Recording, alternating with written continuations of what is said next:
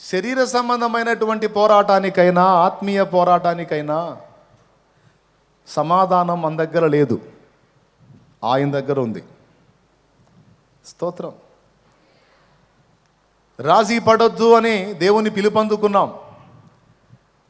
Salmon అన్నకి మీరు చెప్తారు, అనయా తెగ చెబుతున్నావు రాజీ పడొద్దు అని. మాకు కూడా అంతే ఉంది, రాజీ పడొద్దని. కానీ రాజీ పడకుండా ఉండలేకపోతున్నాం. స్తోత్రం. రాజీ పడకుండా ఉండలేకపోతున్నాం అన్నయ్య. నువ్వు చెప్పినప్పుడు గట్టిగానే తీర్మానాలు చేస్తున్నావు, కానీ మా వల్ల కావట్లా. ఇక దాటి అవతలకు పోతే మైండ్ ఏదో మారిపోతుంది. మెంటల్ హాస్పిటల్ కానీ ఇంజక్షన్ చేసినప్పుడు కదలకుండా వండుకొని తర్వాత బయటికి పోని మళ్ళీ కేకలు వేసినట్టు అయిపోయింది మా బతుకు. స్తోత్రం. మానసిక రోగులు చూసారా మీరు? ఇంజక్షన్ ఇచ్చినప్పుడు మళ్ళీ ఆ మత్తు దిగ్గానే గందరగోళం చేస్తున్నట్టుగా దేవుని సన్నిధిలో ఉన్నప్పుడు, ఆయన వాక్కు చేత సంధించబడినప్పుడు బాగానే ఉంటుంది. కానీ ఈ క్లైమేట్ దాటి అవతలకు పోగానే మళ్ళా బలహీనపడిపోతున్నాం. ఎట్లా? ప్రయత్నించి శరీర సంబంధమైన సమస్యలతో పోరాడి విసుగు చెందారు.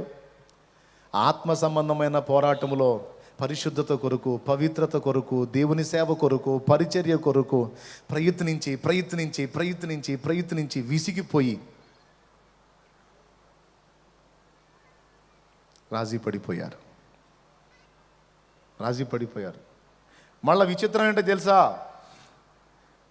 దేవుని మాటలు వినబడుతున్నప్పుడు మనం ఇలా ఉండాలి అలా ఉండాలి అనుకుంటూనే అలా ఉండలేకపోతున్నాం అని రాజీ పడిపోయారు.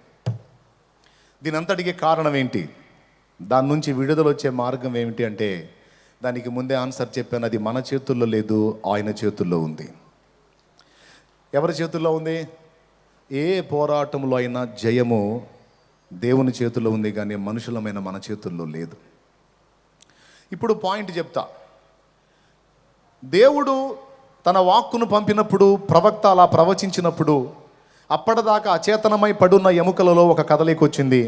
అవన్నీ కూడా క్రమముగా ఒకదాంతో ఒకటి కలిసిపోయాయి.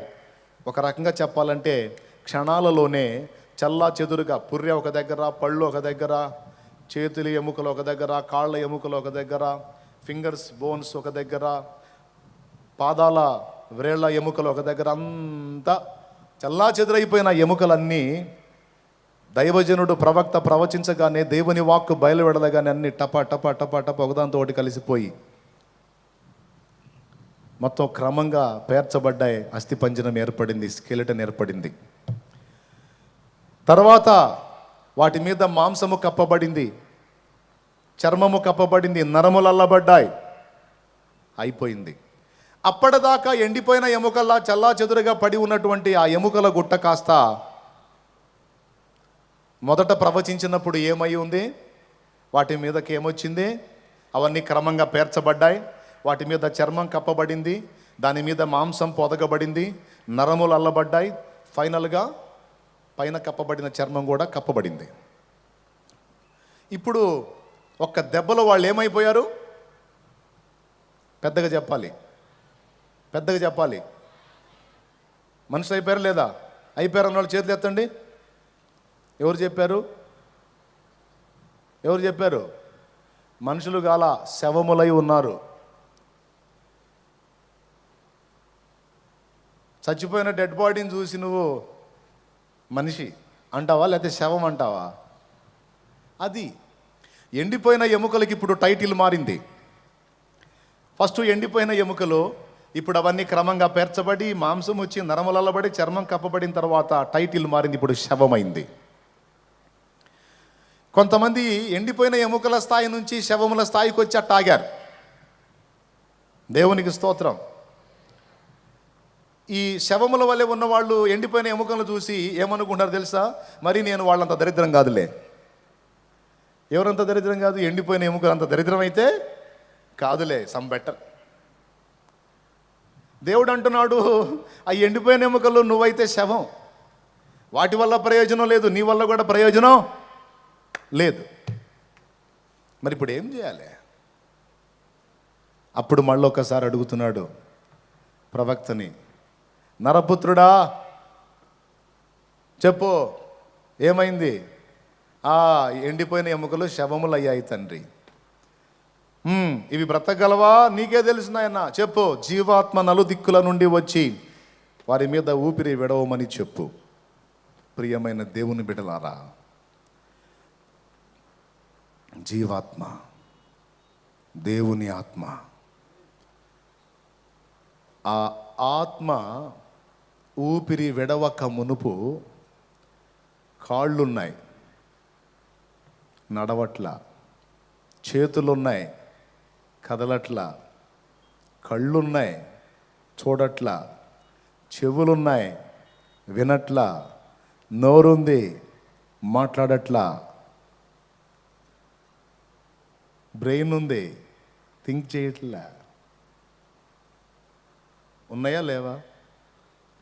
దేవుడు మొదట ప్రవచింపజేసినప్పుడు అన్నీ వచ్చినాయా లేదా? పెద్దగా చెప్పండి. ఏదండి? ఉన్నాయా? అన్నీ ఉన్నాయి, కానీ పని చేస్తున్నాయా? రైట్. జీవాత్మ రా, వచ్చి వీరి మీద ఊపిరి విడు. ఎప్పుడైతే జీవాత్మ వచ్చి వారి మీద ఊపిరి వదిలాడో, ఆ ఊపిరి వారి నాసికారంధ్రములోనికి వెళ్ళి ఆ మృత కళేబరాలన్నీ కూడా సజీవ సైన్యమై, అద్దుగో దేవునికి స్తోత్రం కలుగును గాక. అద్దుగో, ఎప్పుడైతే ఆ జీవవాయువు ఊపిరి, దేవుని ఊపిరి ఆ దేహములోనికి ప్రవేశించిందో, అద్దుగో చూడండి, ఇక కళ్ళు పనిచేయటం మొదలుపెట్టాయి, శరీరాలు కదలటం మొదలుపెట్టాయి, కాళ్ళు నడవటం మొదలుపెట్టాయి, చేతులు కదలటం మొదలుపెట్టాయి, సర్వ శరీరము పనిచేయటం ప్రారంభమైంది. ఎప్పుడు ఎప్పుడు ఎప్పుడు ఎప్పుడు ఎప్పుడు ఎప్పుడు జరిగింది? ఎప్పుడు జరిగింది? జీవాత్మ వచ్చి ఊపిరి విడిచినప్పుడు జరిగింది. అప్పుడు జరిగింది. దేవునికి స్తోత్రం కలుగునుగాక. ఏదెను తోటలో ఆదామును నిర్మించినప్పుడు అచ్చం ఇలానే జరిగింది. నేల మంటితో దేవుడైన యెహోవా మొదటి మానవుణ్ణి నిర్మించాడు. దేవుడైన యెహోవా నేల మంటితో నరుని నిర్మించి కాళ్ళు చేశాడు, చేతులు చేశాడు, కళ్ళు చేశాడు, నోరు చేశాడు, పళ్ళు చేశాడు, ఒళ్ళు చేశాడు, చెవులు చేశాడు, ముక్కు చేశాడు, చెక్కిళ్ళు చేశాడు, మొత్తం చేశాడు. కానీ కాళ్ళు ఉన్నాయి, కదలటల్లా, చేతులు ఉన్నాయి, పని చేయటల్లా, కళ్ళు ఉన్నాయి, చూడట్లా, చెవులు ఉన్నాయి, వినట్లా, అన్నీ ఉన్నాయి, కానీ ఒక శవము వలె ఉన్నాడు.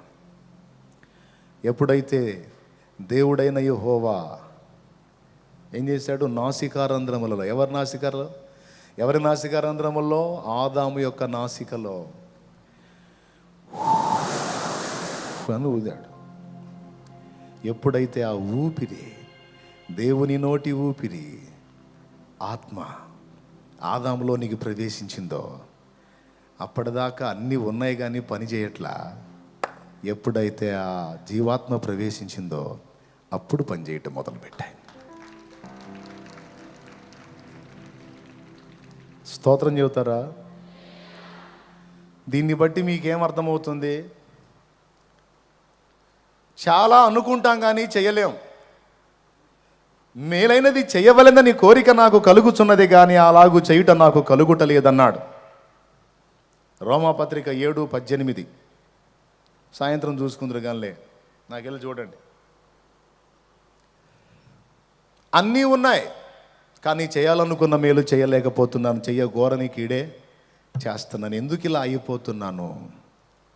ఆ తర్వాత 8వ అధ్యాయంలో అంటాడు, అయితే ఆత్మ యొక్క నియమము పాప మరణ నియమముల నుండి నన్ను విడిపించెను, అందుకు దేవునికి స్తోత్రం అన్నాడు. ఎప్పుడైతే ఇది నా వల్ల కావట్లేదు అన్నాడో తక్షణమే అక్కడ ఆత్మ అని ప్రస్తావన తీసుకొచ్చాడు. ఏం తీసుకొచ్చాడు? ఆత్మ. ఈరోజు ఇప్పుడు మన పిల్లలు తబలా కొడుతున్నారు, పాపం వీడియోలు తీసేవాళ్ళు వీడియోలు తీస్తున్నారు, సేవకులు వింటున్నారు, విశ్వాసులు వింటున్నారు, ఈ తిప్పేవాడు తిప్పుతున్నాడు,